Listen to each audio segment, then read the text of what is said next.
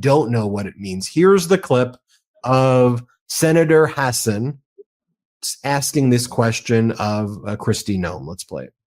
So, Secretary Noem, what is habeas corpus? Well, habeas corpus is a constitutional right that the president has to be able to remove people from this country and suspend their right let me stop you, ma'am. Habeas corpus, excuse me, that's incorrect. President Lincoln used it. Excuse me.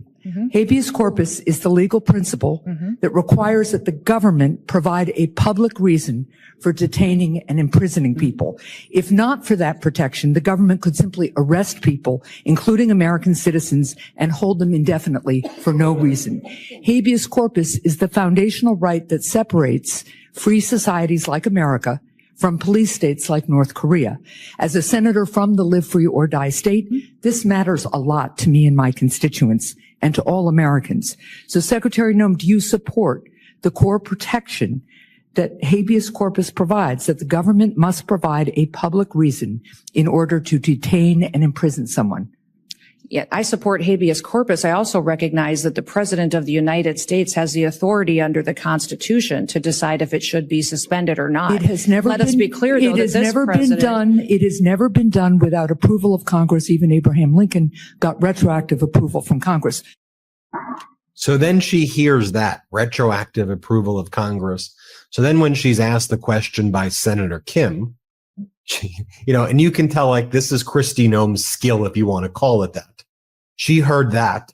So then when Senator Kim asks her about it, she's like, and it's like a kid who didn't practice, like who didn't study. And they're like trying to figure out like what to say in class. Then she goes, well, it's like Abraham Lincoln retroactive. And she doesn't know what article it's in. And this is a big deal, Harry, because Article 1 is the powers of Congress. And that's where the privilege of habeas corpus is described, and under what circumstances it can be suspended for rebellion or invasion was what it says. I wanted to just go back to something that was raised earlier about habeas corpus. Can you confirm to us that you understand that any suspension of habeas corpus requires an act of Congress?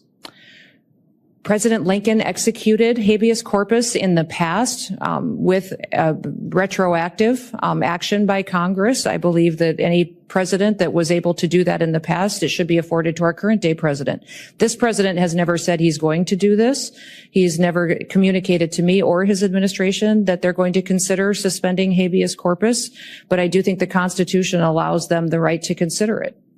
When we saw what happened with, how many times has habeas corpus been suspended in our country? Once that I know of. 4 times. For certain. I'm not certain if those were. The instance that you were referring to was one where the courts subsequently showed that Congress is the one that has the ability. Do you know what section of the Constitution the suspension clause of habeas corpus is in? I do not. Nope. Do you know which article it is in? No, I do not, sir. Okay, well, it is in Article 1. Do you know which branch of government Article 1 outlines the tasks and the responsibilities for? Yes. Which one? Congress. Yes. I mean, come on, Harry. Come on, Harry. Flunks. Breathtaking. Look, it's not as if they were quizzing her on what's a bill of attainder or even what's equal protection. This is the very issue and entitlement that everyone has been litigating and thinking about for 2 months at least, since they sent the people off to Venezuela on March 15th.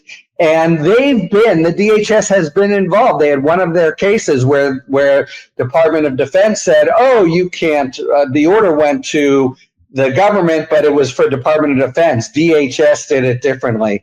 It is mind-boggling to not know. By the way, a very quick thing about Lincoln. Yeah, everybody understands it's in Article 1. Everybody understands, scholars on all sides of the aisle, that it can only be done by Congress. There's some dispute about whether Lincoln's action was unconstitutional or okay because it was retroactively validated, but it is a total irrelevancy. And even the way she put it, was just illiterate. And this is not that you have to have constitutional scholars in the entire cabinet, but people who are dealing every day with the rights of whether or not you can deport people, whether or not you have to give them, this is habeas corpus that she seems not to be aware of. Give them some notice, we want to deport you, and an opportunity to be heard by a court. That is not so hard a concept. And, she was obviously faking it and on thin ice even about the things she could say. You mentioned Dennis Miller. It's the same. Somehow they are the people who are being kicked out front to give the legal policies of this administration. And then, of course, you go into court. And the attorneys can't say that because it's a joke. And so they get their heads handed to them by a judge. And that's the way it has to work. But the breathtaking ignorance of somebody who, this has to be the number one thing. If she knows nothing else in the Constitution, she should know this, because otherwise she could just do as they've done, just ship people down with no notice, no opportunity to be heard, the very thing the court has said you may not do. By the way, the court said it unanimously. Stephen Miller told Trump they said the other thing unanimously. I mean, you're very kind, Ben, I think, to say they're talking to them like slow school children.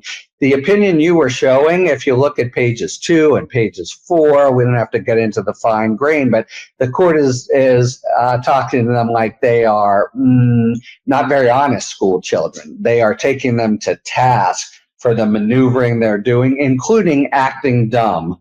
And, I don't know whether she's acting dumb or just doesn't know things, but that level of knowledge of that most basic of rights is horrifying, however it arises. Look, I'm not trying to give Alito and Thomas any credit at all, so let me say that clearly. Yeah. But even though that was a 7-2 decision. No, I'm talking about the 9-zip one where they have to give some notice and opportunity. Even Alito and Thomas are on that one. Sorry, go ahead. They're on that one. But where Alito and Thomas veered a little bit, right, was not on that one, but on the other issue of, we didn't have jurisdiction in this specific case because, and they were basically saying, come on, Donald, like, we're trying to use these words. We're supposed to give deference to the executive branch.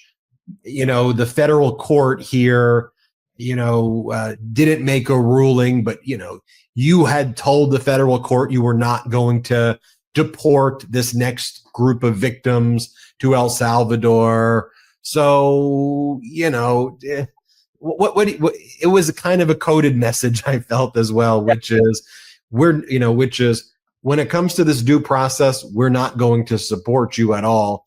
And you've made, and it almost felt like they were saying, you're making us look stupid. Like, we're trying to help you. You're kind of making us look stupid here without saying it. I think that's how John Sauer, the Solicitor General, has to understand that was the message. But maybe I'm reading it into too much. Harry, anything else you want to say? Look, Sauer, here's a very good example. Remember the poor attorney who'd been there 15 years and actually stood up and said, oops, we sent Abrego Garcia by mistake. Pam Bondi fires him, puts him on suspended leave, then fires him. But Sauer says the same thing in court.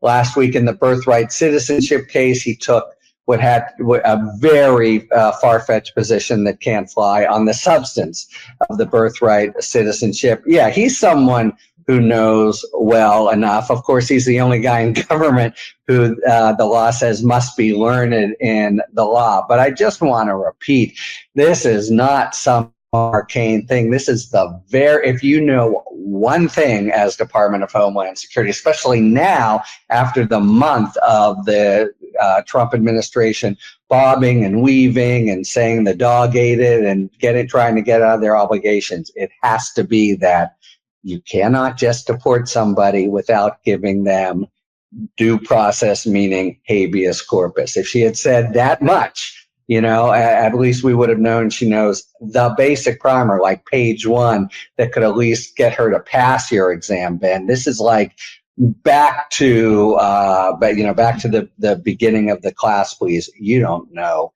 anything except You're the person that's doing it and executing constitutional rights and determining if people have them before they're sent away from this country into God knows where. You know, good lawyers